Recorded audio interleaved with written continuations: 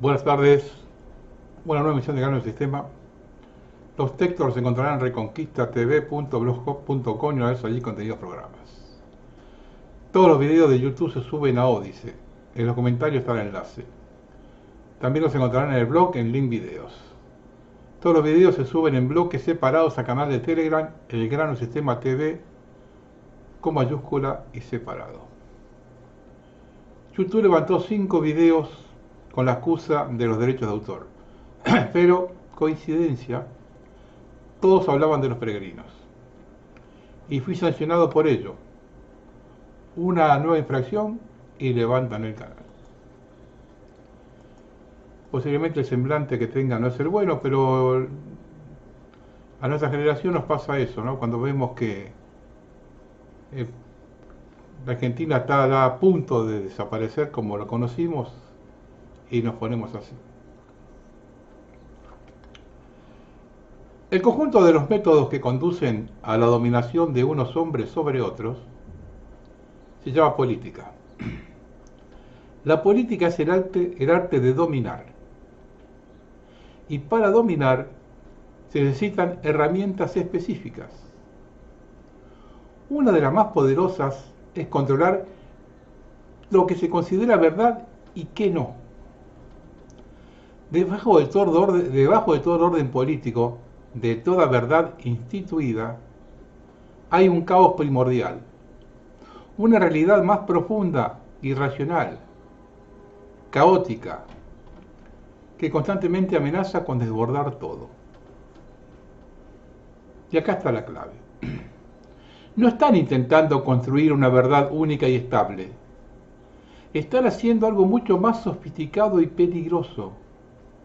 Están destruyendo la posibilidad mínima de que exista una verdad compartida.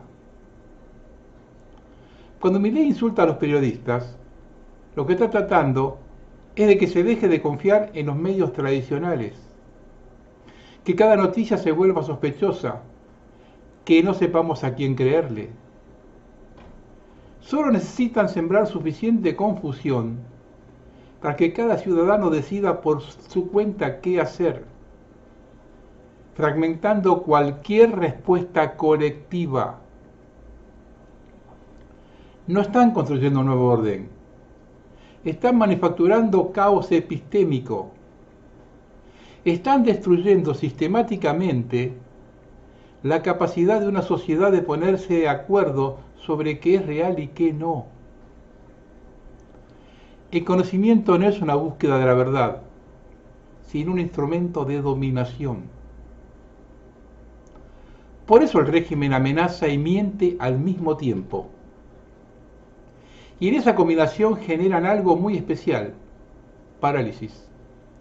Porque cuando no se sabe qué es verdad y qué es mentira, cuando cada hecho es debatible, cuando la realidad misma se vuelve borrosa, nos paralizamos.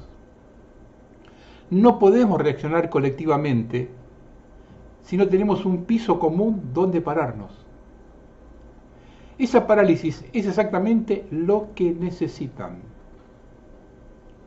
No es una cuestión de odio o temor. Necesitan que no podamos organizarnos con otro para resistir.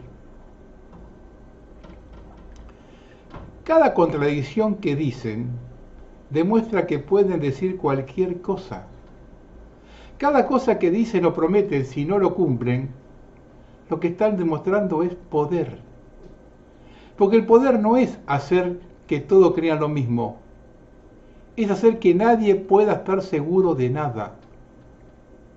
Es impedir que se unan para oponerse. No necesitan crear un relato coherente, sino impedir que exista un relato coherente compartido.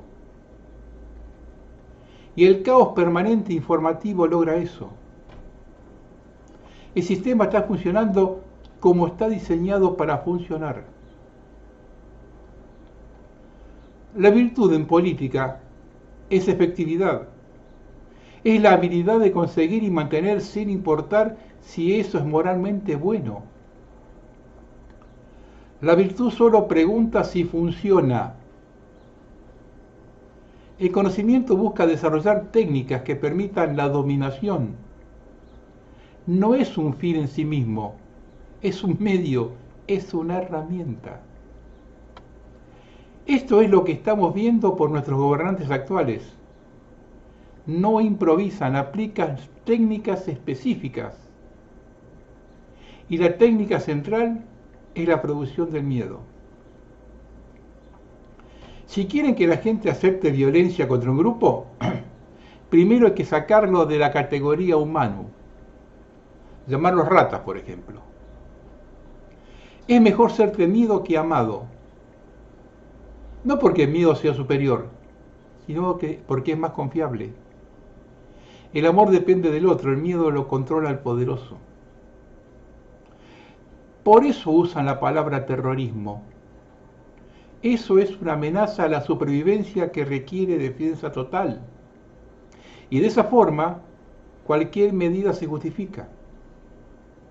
Del mismo modo, a cualquier opositor lo acusan de comunista, para que sientan que hay un riesgo. Y una vez instalado el miedo, aparecen como los únicos que tienen la virtud, la fuerza, el coraje para enfrentarlo. De esa forma, cualquier oposición se convierte en cómplice de la amenaza. Y acá acontece algo muy particular. Y esa oposición se organiza y se radicaliza, convirtiéndose en el enemigo en serio. Y de esa forma se garantiza el colapso a largo plazo. Y así se fortalece el poder como los únicos capacitados para combatirlos. De esa forma se presentan como que tienen la virtud, el coraje, la capacidad de romper con las formas civilizadas para romper las amenazas extraordinarias. Ellos no sienten nada. No cometieron ninguna tragedia. Convierten la crueldad en marca personal, la deshumanización en contenido viral. La violencia retórica es espectáculo. El miedo no solo mantiene el poder, el miedo es entretenimiento. Cada insulto se vuelve viral. Lo que mantiene a la gente pegada a la pantalla son los contenidos que generan miedo, indignación, amenaza. Eso es diseño. Eso es técnica. El poder se construye con dos caras. Una para los enemigos y otra para los aliados. Y la clave está en saber cuándo usar cada una. Es necesario ser zorro para conocer las trampas y león para espantar los lobos. Primero tienen que trazar la frontera entre el pueblo y los enemigos del pueblo, entre los buenos y los malos. ¿Les suena? Y una vez que esa frontera está trazada, pueden desplegar las dos caras sin ninguna contradicción con los chivos expiatorios. No hay ni rastros de piedad. Es crueldad explícita, sin disimulo, sin vergüenza. La violencia retórica contra los chivos expiatorios cumple con una función específica: demostrar fuerza, que no tienen límites, que están dispuestos a todo. A su base de apoyo se presentan como protectores. De esta forma, la crueldad es amor expresado como violencia hacia el enemigo. De esta forma, la dureza del ajuste no es crueldad con el pueblo, es crueldad con la casta que le robó al pueblo. La misma violencia tiene dos significados, depende a quién se la dirige. Hacia ellos es justicia, hacia nosotros es protección. Cada insulto, cada amenaza, cada acto de violencia contra los chivos expiatorios se presenta como justicia. Y funciona, porque es reconfortante ver al poderoso castigar a los malos. Hay catarsis cuando la violencia se dirige ante quienes hemos sido entrenados a odiar. El tema pasa porque cuanto más gente mete en la categoría de enemigos para sostener su poder, más enemigos reales se están creando. La amenaza de que fabricaron comienza a materializarse. La frontera entre nosotros y ellos, que parecía tan clara, comienza a verse borrosa. El poder que se construye generando enemigos necesita que esos enemigos sigan existiendo. Porque si desaparecen, desaparece la fuente de legitimidad. Y de esa forma se genera el conflicto real, caos real. No el caos fabricado para justificar el poder, sino el caos generado ejerciendo ese poder. Y de esto se pierde control. Todo lo que han destruido y los opositores a los que han combatido vuelven. Vuelven porque es imposible sostener un régimen basado en la fabricación de enemigos y la destrucción de verdad compartida. Todo lo que nace deprisa no puede tener ni raíces ni ramificaciones, de modo que la primera tormenta la destruye. Estos regímenes que surgen de la crisis fabricando enemigos movilizan miedo, pero no construyen raíces. No crean instituciones verdaderas, no crean lazos sociales sólidos, solo destruyen lo que estaba antes y prometen un futuro que nunca llega. Y cuando llega la tormenta, una crisis que no pueden culpar al enemigo fabricado, una fortuna que cambia, un imprevisto, descubren que no tienen raíces, que todo su poder estaba construido sobre la arena del miedo manufacturado. Y lo que dejan son instituciones debilitadas, normas destrozadas, confianza social destruida, violencia normalizada. Queda tener que reconstruir desde las ruinas. Para que funcione la manufactura del miedo, para que funcione el chivo expiatorio, para que funcione la indefinición calculada del enemigo, necesitan que no exista una base más amplia que su base fanática. Necesitan que la política se reduzca a guerra de bandos. Necesitan que cada ciudadano solo pueda verse como amigo e enemigo, nunca como alguien con el que se puede discrepar pero convivir. La fortuna va a cambiar. El orden fabricado en el miedo fabricado va a colapsar. Eso es inevitable. La pregunta no es si va a pasar. La pregunta es ¿qué queda después? Y de eso depende de cuánto hayan logrado destruir antes de caer.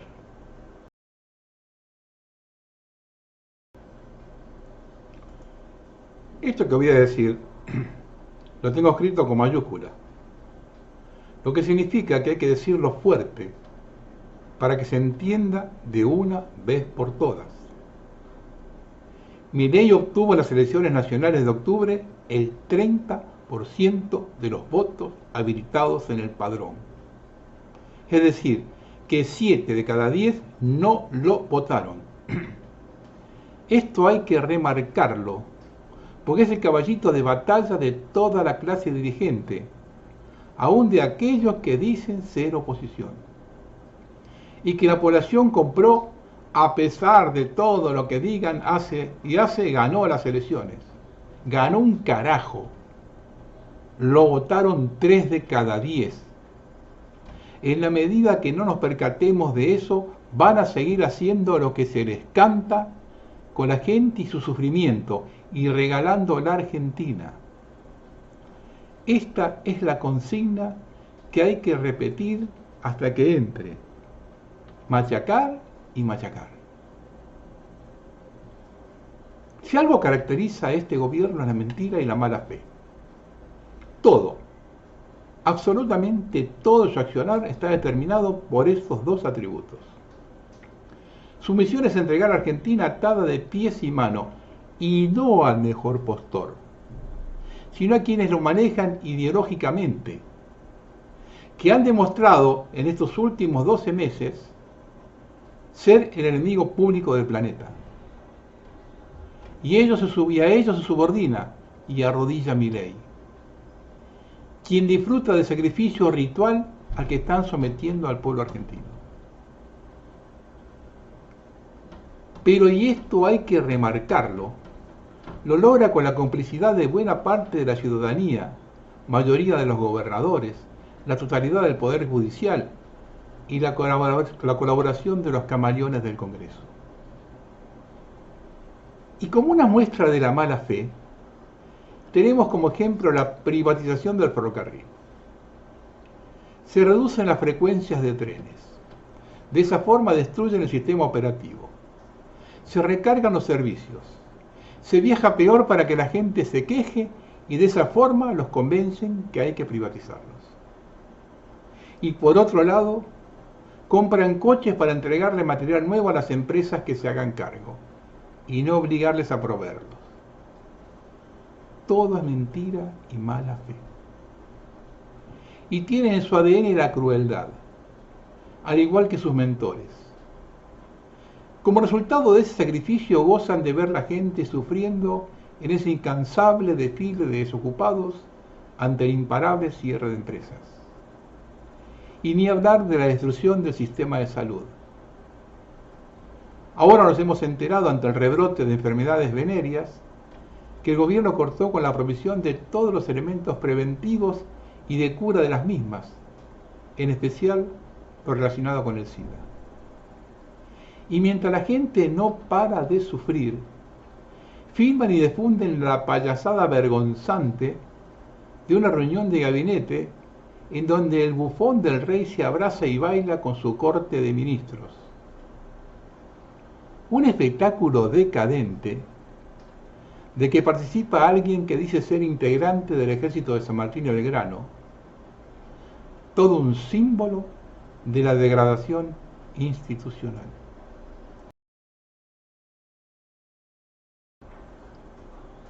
Hace tiempo que vengo machacando el tema del agua y cómo se van posicionando los saqueadores, ordenando a sus marionetas locales para que la pongan a su disposición. En el programa anterior comenté que la sociedad argentina será puesta a prueba.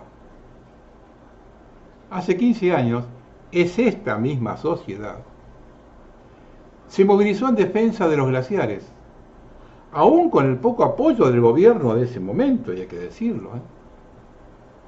La sociedad se movilizó y logró que el Congreso sancione la ley que hoy los protege. El gobierno de Milei la quiere modificar y ya la va a enviar al Parlamento. Vamos a ver si se resiste como hace 15 años o la sociedad está totalmente entregada. Con lo que dije de los trenes en el bloque anterior, ¿creen que la aparición del arsénico en el agua no tiene nada que ver con la privatización? Esta gente capaz de cualquier cosa. Después de lo que hicieron los discapacitados ya no quedan dudas de lo que son. Uno de los pioneros en eso de entregar el agua es el gobernador de Cornejo, Mendoza. Allá están debatiendo y los traidores pululan por todos lados. Escuchen bien. Comunicado institucional del CONICET Mendoza sobre el proyecto San Jorge Cobre Mendocino. Textual. A lo largo del proceso de evaluación del impacto ambiental del cobre mendocino, hemos participado como comunidad científica en diferentes instancias a las que fuimos convocados. En los últimos días observamos que avanza el trámite administrativo para otorgar la declaración de impacto ambiental del proyecto, sin que la empresa haya respondido sustantivamente a las objeciones y sugerencias vertidas en el dictamen técnico y en la mayoría de los informes sectoriales presentados, tales como el dictamen técnico de la Fundación Universidad Nacional de Cuyo, el informe sectorial del Instituto Argentino de Investigaciones de Zonas Áridas, el del Departamento General de Irrigación o el informe de la Facultad de Ciencias Médicas, solicitado por el rectorado de la UNCUYO sobre riesgos de la salud, por citar algunos. Muchas de esas objeciones constituyen requerimientos y exigencias importantes consideradas prioritarias para la habilitación de un proyecto como el cobre mendocino. Conclusiones.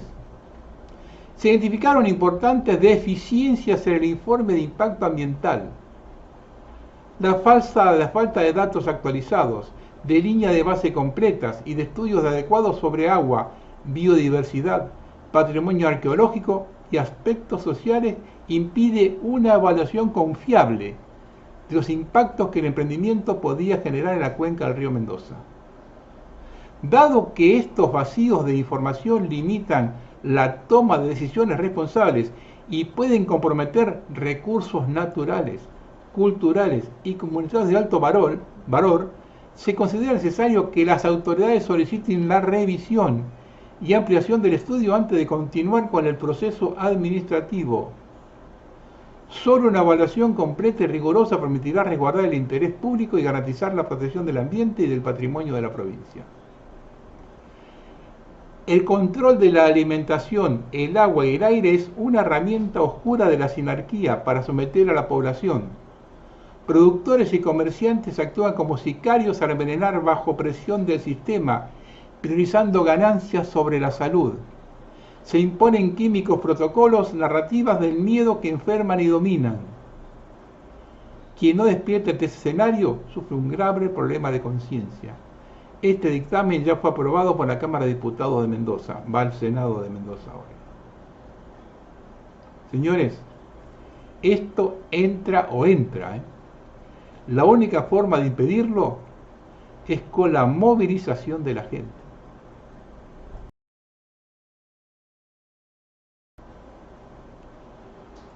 La designación del general Carlos Presti como nuevo ministro de Defensa trajo varias controversias. El primer mensaje es que tenemos un gobierno al que le importa nada de nada los reglamentos, las leyes, las costumbres, absolutamente nada. Hace lo que se le canta como si lo hubiese votado una amplia mayoría cuando en realidad lo hizo el 30%. No puede asumir como militar en actividad, pero con la justicia que tenemos se puede esperar cualquier cosa. Esta semana se supo que los miembros de la Corte, ya cortesanos, le pidieron a Milei que la deje con 3 integrantes. Si eso es así, el precio que pagaremos los argentinos por el favor será tremendo. Salió la izquierda en manada reclamando que este general nunca hizo un mea culpa por lo acontecido en la última dictadura. Tampoco recuerdo que lo hayan hecho alguna vez los guerrilleros colaboracionistas que entregaron a sus compañeros. Y todos juntos, violín en bolsa, ni una palabra que actuaron en tándem para provocar el golpe. Y que montoneros creció en el Ministerio del Interior durante la presidencia de Gerón Ganía, menos aún. Lo más curioso, que esto que digo yo, lo callaron siempre los políticos, tanto los de derecha como los de izquierda. Una muestra más que caminan juntos. El sábado quieren realizar una marcha con el símbolo del pañuelo negro para reivindicar lo de la memoria completa. Lo curioso es que lo que entiende por memoria completa es seguir mintiendo a la población que todos hicieron mierda a la Argentina para favorecer los intereses de los de siempre, lo que promulgan hace más de 100 años la balcanización del país. Y acá no hay idiotas útiles. Un oficial que estudia durante años no puede ignorar lo que pasó en Basilea a fines del siglo XIX o en Moscú a principios del XX. Y un dirigente de izquierda que demostró su capacidad para destruir la nación desde la democracia tampoco ignora la historia. Un solo botón de muestra. El general Presti es funcionario de un gobierno que se subordina a Estados Unidos e Israel. Ambos países socios y colaboradores de Inglaterra que usurpan nuestro territorio. Bienvenido, señor general. Siempre sostengo que si Jesús hubiese nacido argentino, tenía un apóstol y 11 traidores. No va a faltar el que me diga que hace 10 días le hizo una entrevista a un militar. El levantamiento del 3 de diciembre tenía un sesgo ideológico. Ya gobernaba Menem y había cometido su traición. Quienes conocimos a Zein sabemos que era así. Los levantamientos de Rico respondieron a una cuestión corporativa, ya que se oponían al juzgamiento de los militares por el tema de derechos humanos. De hecho, el primer levantamiento de 1987 se llevó adelante con motivo de la detención del mayor Barreiro en Córdoba. El accionar de Rico, responsable de la liquidación del Ejército Nacional, con sus arreglos y negociados con las castas políticas, coronado por la facilitación de la reelección de Duhalde como gobernador, 10 años estuvo preso Zein, periodo durante el cual Rico perteneció a la casta dirigente que destruyó el país, usufructuando sus privilegios.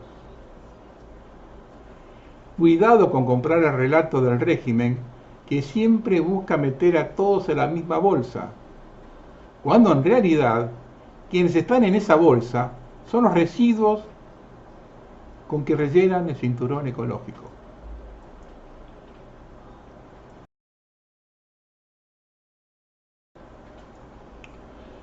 Lo acontecido con el campeonato de fútbol regalado a Rosario Central dejó a muchos analistas pedaleando en el aire. El Chiquitapia es, supuestamente, el freno a la privatización de los clubes de fútbol. Entonces varios salieron a criticar lo que hicieron los jugadores de Estudiantes, debido a que su presidente, Sebastián Verón, es el alfil de Milei para lograr el ingreso de las empresas privadas a los clubes. Pero vamos a ir por el principio para aclarar las cosas.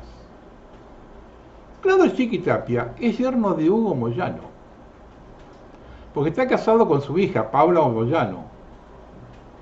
Su relación familiar con Moyano ha sido fundamental en su carrera política y en el ámbito del fútbol, donde Tapia ha escalado hasta la presidencia de la AFA. Y este no es un hecho menor si tenemos en cuenta quién es Hugo Moyano, de qué forma se manejó en el sindicato de camioneros y con su empresa de limpieza, una de las 30 que le adjudican a un dirigente gremial. Y si no queremos salir del fútbol, ¿qué hizo Moyano con el Club Independiente durante su gestión? Y Moyano jamás tuvo un problema con la justicia. Y el motivo debe ser que nunca robó una gallina o algo para dar de comer a los pibes. Porque de eso son lo que se encarga la justicia en Argentina. El resto tiene impunidad. Ahora bien, lo observamos a Chiquitapia haciendo una cagada tras otra, dirigiendo la AFA, siendo el que más le da de comer a los que vienen por el negocio del fútbol. Entonces entramos en la duda. ¿Este tipo realmente trabaja para los que quieren la privatización de los clubes?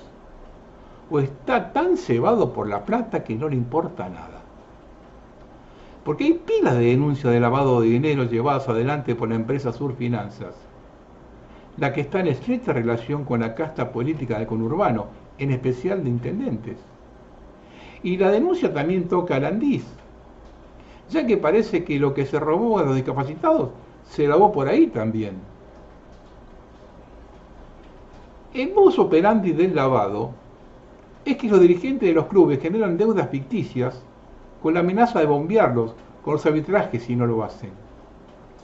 Hay ejemplos de un club, que en el ambiente futbolero todos saben cuál es, del sur del lugar de Buenos Aires, que se negó.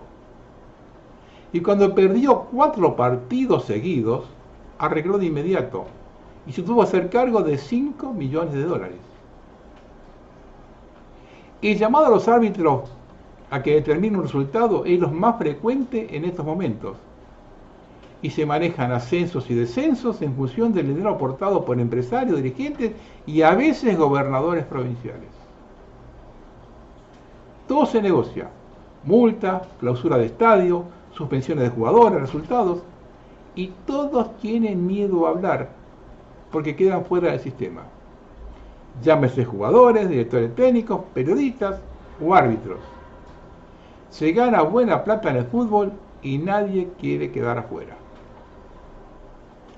Y también hay denuncias de grupos empresarios afines que se quedan con el 30% de comisión de los partidos de la selección nacional. Y que el 70% restante que le corresponde a la AFA se deposita en formas secretas en paraísos fiscales. Tampoco nadie sabe quién financió las obras en el Club Barraca Central, propiedad de Chiquitapia. Este esquema de corrupción no hace más que darle de comer a quienes apoyan la privatización de los clubes de fútbol. Y acá también debemos decir que el gran negocio son las transferencias de jugadores al exterior, donde además de hacer dinero con un chico de inferiores que arranca con un costo mínimo, está la corrupción de no saber cuál es el monto real de la venta y por consiguiente ideal para el lavado. Entonces la pregunta es, ¿este hombre le está dando de comer a las fieras? ¿O la corrupción y la angurria por el dinero lo superó?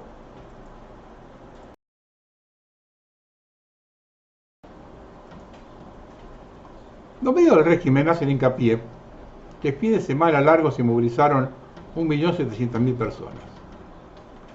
A ver si nos organizamos un poco.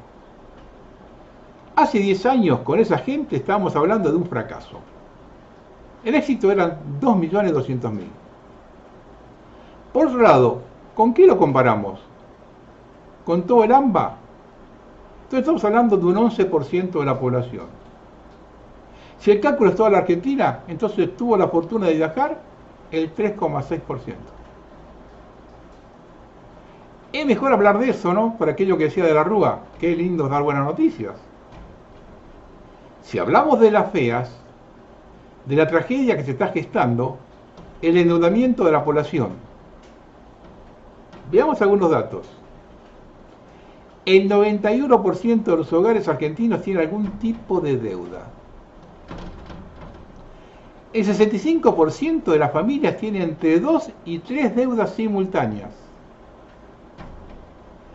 Casi la mitad de los hogares está en mora simple y el 26% ya en instancias judiciales.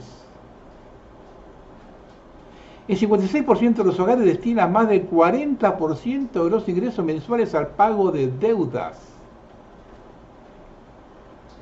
Y el endeudamiento con bancos y billeteras virtuales supera los 5.600.000 por cliente. El endeudamiento con tarjeta de crédito se utiliza principalmente para cubrir gastos corrientes como alimentos. El 56% usa tarjeta para comprar alimentos. El crédito se ha convertido en una herramienta para sostener el consumo básico debido a la presión inflacionaria y el contexto económico. Tarjeta de crédito es la principal fuente de endeudamiento, representando alrededor del 30% total de las deudas de los hogares. Y los intereses que cobran ahí por cuando se paga el mínimo son más altos de la plaza. Otras deudas incluyen servicios privados, fiado en comercios, impuestos, alquileres, despensas, préstamos bancarios y deudas con familiares o amigos. Y son estos datos. El 19% de las deudas se contrajeron este año. El 68% es del año pasado. De antes solamente el 10%. En junio había un 65% que acumulaban 2 y 3 deudas. Hoy subió un 67%. Con más de 3 deudas son 14 y solo con una un 19%. Es decir, las familias se endeudan cada vez más. Apenas un 22% de esos compromisos están en situación regular. El resto presenta alarmantes niveles de impago. En mora simple un 46% y 33% en instancia judicial. Encima, para tomarnos el pelo, el INDEC reconoció que manipuló las cifras para decir que hubo un crecimiento del 5% respecto al año anterior. Y con eso zafa de la recesión. Viven de la mentira permanente en un pueblo sin respuesta. Cierran 30 empresas por día. Las asociaciones empresarias Bien, gracias. Total, importamos. El campo está en su peor momento. La sociedad rural, bien, gracias. Contan que no hubo los cucas. Por miles se quedan los trabajadores en la calle. La CGT, bien, gracias. Todos los dirigentes son empresarios. Y con la dictadura del gobierno la emprende contra los delegados que movilizaron el Garrahan, una vergüenza. Han hecho un sumario a los 40 delegados de Garrahan que movilizaron la convocatoria para conseguir el aumento. Esto no se veía de la dictadura militar, ¿eh? Con un militar con uniforme en el gabinete, estamos a un paso de la persecución política. Bienvenidos a los 70. Esta situación no se daba en el 2001 y estaba medio país en la calle. Y esa es la gran diferencia. Y que este Estado nos lleve a alguien que lo votó solamente al 30% y que quiere redoblar la apuesta con más ajuste, avala lo que vengo sosteniendo, ¿eh? Ya no es culpa solo de Milei. Al argentino le han cambiado el ADN.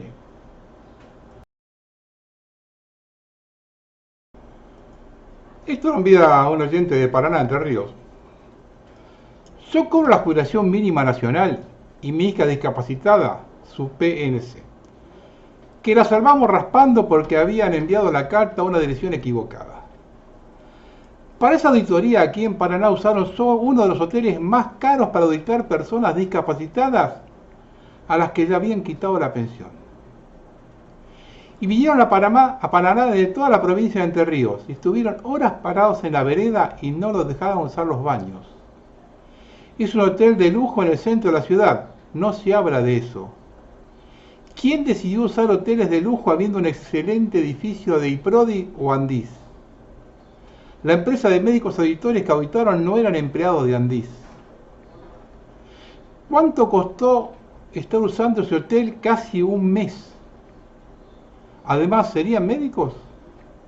¿O fue otra banda de delincuentes que desparramaron por el país para disimular la estafa más grande que se destapó solita? Lo triste es que si quitaron pensiones, a esta investigación le falta esa parte. Se han quedado investigando a los malandras que están en Buenos Aires, y eso fue en todo el país. La gente venía sabiendo que le habían quitado las pensiones. El fiscal parece, lo hablo yo, el fiscal parece que no sé, que se mueve, allá en una dependencia del Ministerio de Economía. Lo quiero ver cuando toque los empresarios peregrinos. Hasta ahora zafaron. Y por otro lado, nadie que es citado por el fiscal quiere declarar. Y todos, absolutamente todos, han perdido o se les rompió el celular. No encuentro en la historia a alguien más hijo de puta. Vamos a hablar del fin de los parques nacionales, porque estos no dejan nada sin hacer mierda. En marzo hubo publicaciones sobre la desregulación en parques nacionales. Se alertó que el gobierno de Milei pretendía abrir la puerta para el uso comercial y restricto de áreas protegidas. Hoy esa advertencia se confirma con la entrada en vigencia de la resolución 62/25 de la Administración de Parques Nacionales.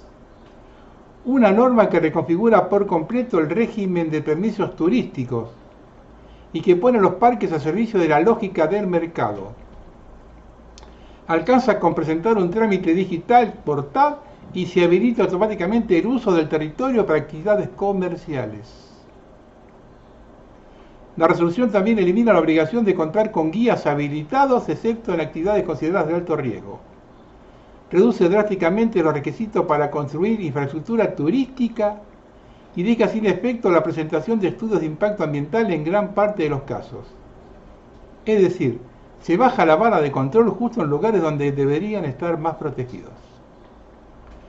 Los funcionarios celebraron esta reforma como un gesto de libertad, una cruzada contra la burocracia estatal y las rentas monopólicas que, según dicen, existían en los parques. Pero el problema de fondo no era la falta de libertad, sino la falta de planificación, de acceso popular real y de una política de conservación pensada desde abajo. Lejos de resolver eso, lo que se impone ahora es una lógica de mercado donde manda quien tenga más recursos para expandirse, no quien cuide el ambiente ni quien viva en el territorio. Las consecuencias no se van a hacer esperar. Sin guías formados, sin estudios de impacto ambiental y con habilitaciones express, el aumento de actividades turísticas industriales va a poner una presión brutal sobre los ecosistemas que ya están en riesgo. Sean con los incendios de principios de año en el Bolsón, los trabajadores denunciaron el vaciamiento en políticas de prevención, la falta de personal adecuado y de planificación para la cantidad de turistas habilitados. No hay actividad de bajo impacto cuando se multiplican prestadores sin fiscalización. La fauna, los suelos, los cursos de agua, los corredores biológicos, todo eso que tarda años o décadas en restaurarse, puede arruinarse en una temporada si el único criterio es la rentabilidad. Y mientras tanto, quienes sostienen día a día el trabajo en los parques, como los trabajadores del Estado, brigadistas, guías, comunidades locales, quedan marginados, precarizados o directamente expulsados por una competencia que no es tal, es una invitación abierta a que ganen siempre los mismos. Esta reforma no es una rareza, es parte de un modelo que recorta en ciencia, en salud, en educación y en políticas ambientales, mientras libera todas las barreras para que el capital avance. Un modelo que habla de eficiencia pero destruye con tal de que no puede facturar, que habla de libertad mientras deja sin derechos, sin al descanso y al ocio. Frente a esto no alcanza con defender lo que había. También es necesario cuestionar un modelo de gestión de los parques que con el tiempo también naturalizó concesiones eternas, zonas privatizadas de hecho y acceso limitado para la mayoría. La salida no está en volver atrás, sino en ir por más, por una política ambiental donde los parques nacionales sean espacios de conservación y ocio popular real, con participación activa de quienes habitan y trabajan en el territorio, donde el turismo no sea un privilegio ni una mercancía, sino parte de una vida digna, accesible y sostenible. Defender los parques hoy no es quedarse quieto, es organizarnos contra quienes los quieren entregar, es plantear que la naturaleza no se vende ni se explota, se cuida, y que lo común si no se defiende desaparece. Esta gente viene por todo hace 2 años que yo lo vengo diciendo domingo tras domingo.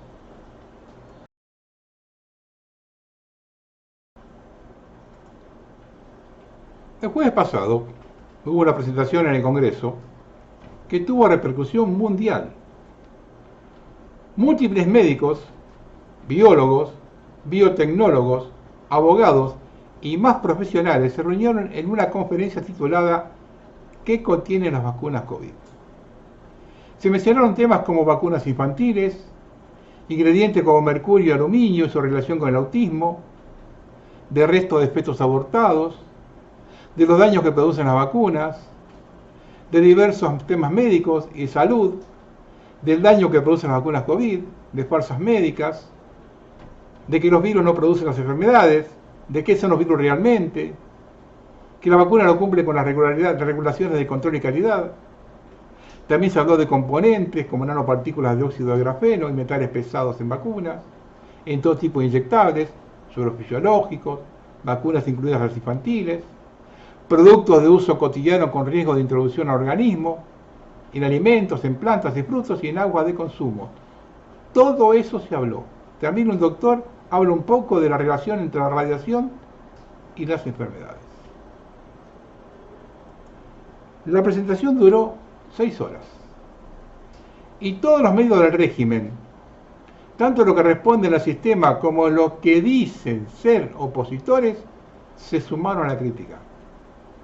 Se llegó a culpar a quienes que cedieron las instalaciones. De las 6 horas que duró la presentación, para la crítica se recopilaron 30 segundos donde se mostró el magnetismo en el cuerpo. Y eso alcanzó para la crítica. Ninguno de los repetidores de órdenes y trabajadores de línea y bajadores de línea aportó una sola prueba científica de la oposición a la presentación o que enriquezca el debate.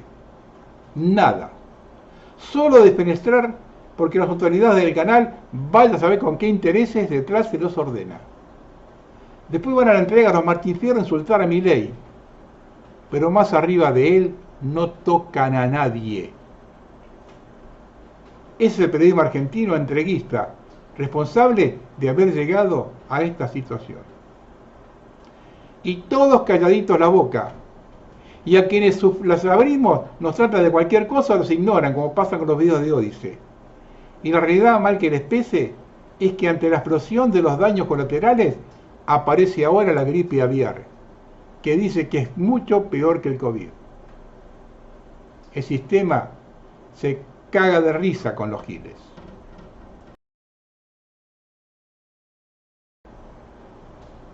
La Argentina votó en contra de una resolución para prevenir y erradicar la tortura en la Asamblea de la ONU. Lo hizo como parte del alineamiento automático de Javier Milei con Estados Unidos e Israel. En general, las resoluciones de este tipo solían adoptarse de manera unánime, pero este año hubo un pronunciamiento en contra de 3 países, entre los que se cuenta la Argentina. Otros 4 se abstuvieron: Rusia, Nicaragua, Burundi y Papúa Nueva Guinea. El gobierno votó en contra de la prevención y eliminación de toda forma de tortura, rompiendo el pacto democrático que se construyó en nuestro país desde 1983. Por primera vez en años, la resolución trienal de la ONU contra la tortura, históricamente aprobada por consenso, debió someterse a votación. Estados Unidos y Argentina votaron en contra. Además de ser triste para un país con nuestra historia, este seguidismo diplomático es contraproducente. Las grandes potencias no respetan a los arrastrados.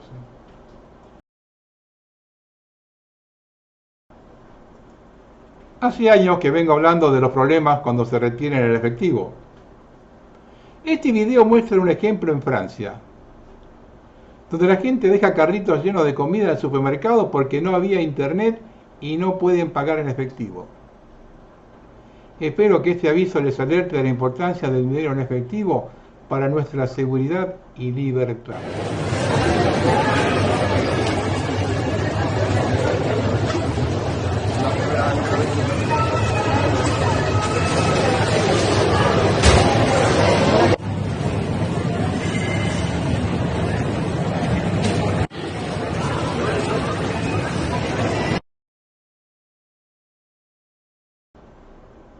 Algunas charlas de Quincho, recuerde que en los textos están las fuentes. Renunciaron 11 funcionarios del gobierno de Milei porque están todos involucrados en las coimas del 3% de Karina Milei y el robo en Andís. Debieron fondos por más de 40.000 millones de pesos. Son 3 funcionarios del Ministerio de Economía y 8 de la Agencia de Discapacidad. Otro escándalo. Javier y Karina Milei enviaron al abogado y apoderado de Ultradanza, Santiago Viola, a hablar con emisarios de los afectados por la estafa Libra para arreglarlos económicamente y así que caiga la causa y no llegue a Karina Milei, que podría terminar presa. Eso es lo que parecemos nosotros también, ¿no? Patricia Bullrich el martes apoyó a la narco Lorena Villaverde y estos querían ficha limpia. Estamos claramente en presencia de un sector político financiado por el narcotráfico. Una ministra de Seguridad apoyando a una narcotraficante que zafó de la justicia norteamericana por ser colaboradora del fiscal.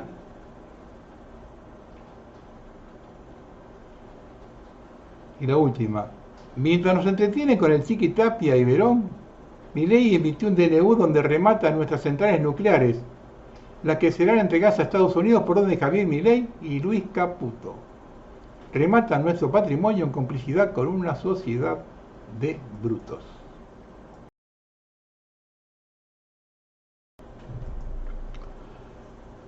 Cuando todavía no se han callado las voces de repudio ante la injerencia de la CIA en las redes sociales, el espionaje al ciudadano común, nuevos documentos dan cuenta que la agencia también trabaja en la manera de alterar el medio ambiente con fines políticos. Según se conoció, la CIA está financiando un estudio sobre geoingeniería y manipulación climática que se extendería por los próximos 2 años, en colaboración con la Academia Nacional de Ciencias, la NASA y la Administración Nacional Oceánica y Atmosférica de los Estados Unidos. Si bien el interés de la CIA por el clima no es nuevo, sí lo es en la característica que tiene la nueva participación, en mayor medida por las implicancias bélicas que tiene la posibilidad de manipular el clima, pese a las prohibiciones expresas de Naciones Unidas.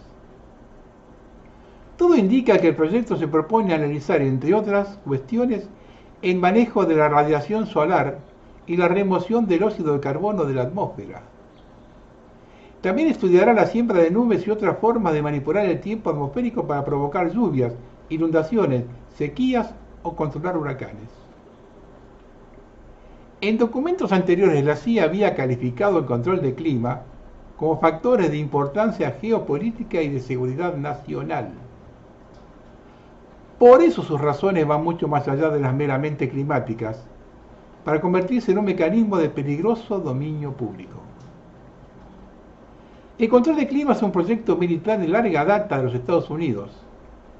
La Casa Blanca ya había autorizado experimentos similares en la guerra de Vietnam en los 70, provocando lluvia durante meses para anegar cultivos y dificultar el movimiento de los Vietcong. En igual sentido, la Fuerza Aérea Norteamericana publicó en 1976 el documento Adueñándose del clima en el 2025, lo cual para los observadores más inquietos refleja claramente sus intenciones desde el mismo enunciado. Entre los proyectos más preocupantes, alertan algunas entidades, figura el manejo de la radiación solar. La meta, según, es disminuir la cantidad de rayos con sus consecuencias para el clima y la población. Si se logra disminuir la cantidad de luz solar que llegue al norte, por ejemplo, podría producirse sequía extrema en África y disrupción de los monzones en Asia, colocando en peligro las fuentes alimentarias de 2.000 millones de personas.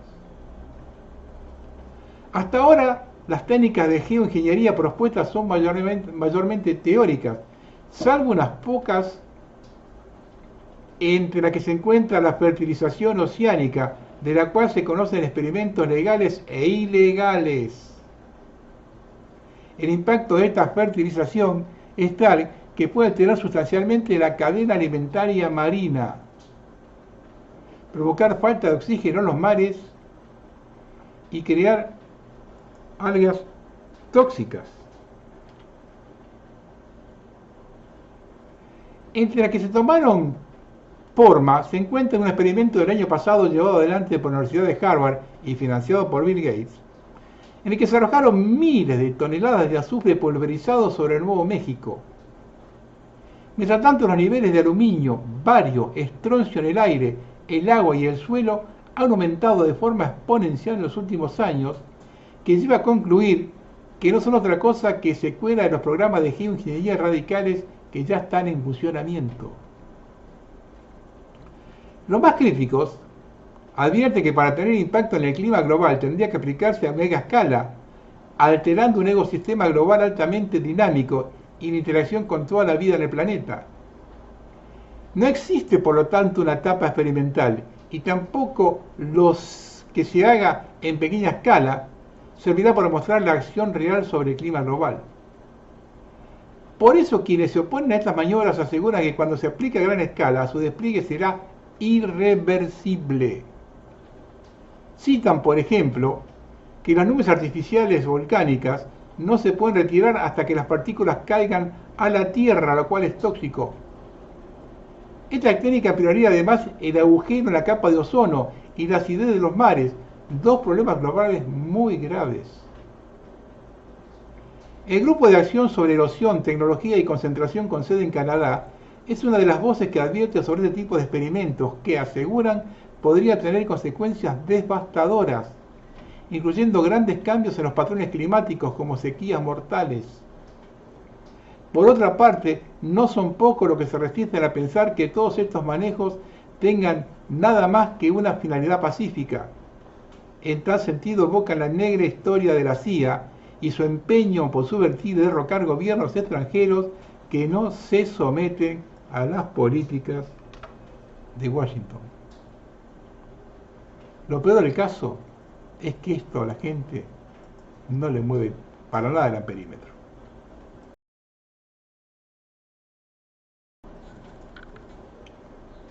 El petróleo ni es escaso ni se forma a partir de dinosaurios muertos. Es el segundo líquido más abundante después del agua y es el elemento vital de la Tierra, la sangre de la Tierra. Y se genera dentro de la Tierra más rápido de lo que se pueda llegar a agotarse. El mito de la escasez es una mentira de Rockefeller. En 1892, en la Convención de Ginebra, el hombre más listo de la industria petrolera, David Rockefeller, pagó a científicos para que llamaran al petróleo combustible fósil, con el fin de inducir la idea de escasez y así fijar un precio mundial del petróleo. Dos noticias al mismo tiempo, al mismo precio. Cuando parecía que Noruega estaba condenada a ver cómo su producción de petróleo disminuía año tras año, un rayo de luz ha penetrado en medio de los nubarrones que cubren su industria petrolera. Mientras que el yacimiento Johan Sverdrup se seca poco, sigue siendo el mayor yacimiento de Europa de crudo, Equinor está centrando sus esfuerzos en otro yacimiento de crudo que parece inagotable. Este campo tiene reservas con cientos de millones de barriles, pero varios descubrimientos posteriores están elevando esa cantidad y Equinor ya pone objetivos y queremos aumentar sus reservas a otros 200 millones de barriles más. Inagotable. Aún se sigue tragando el engaño del petróleo finito y el origen fósil.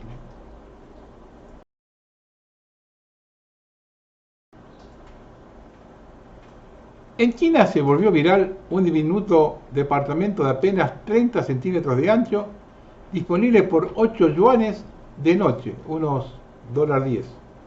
Lo que a mí costaría unos $35. El espacio cuenta con una cama estrecha, un televisor colocado horizontalmente y un baño compartido fuera de la habitación, apenas lo suficientemente grande para una persona. Videos muestran lo complicado que es meter objetos como una pizza o una olla. Este microdepartamento refleja la crisis de vivienda en algunas ciudades chinas, donde espacios extremadamente reducidos se transforman en una opción económica.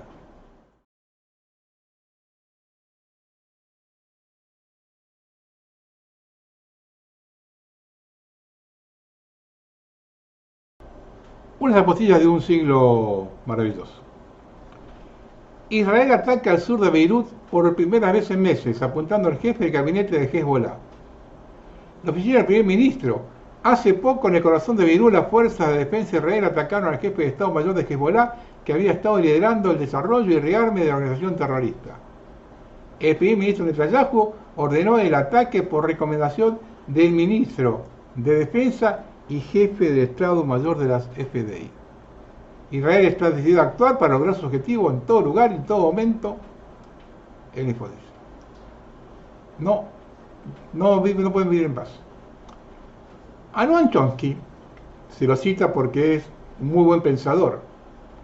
La famosa teoría de acción, reacción, solución es excelente.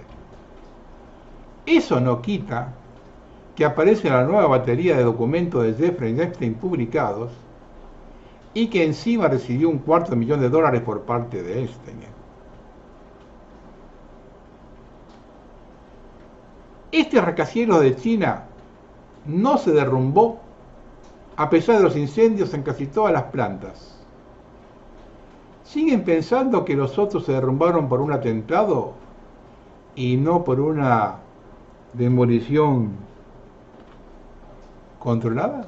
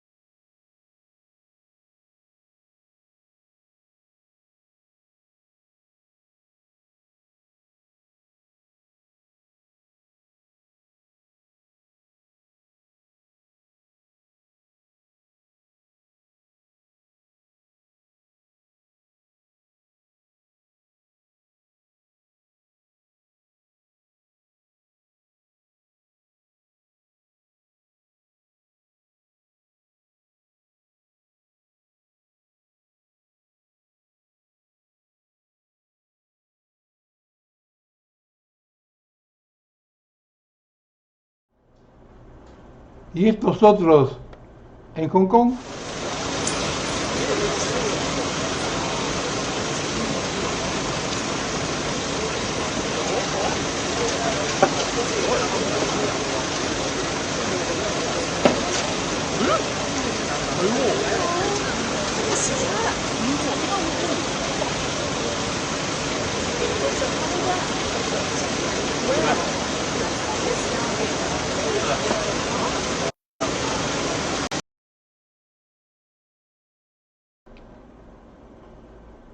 Vamos a terminar.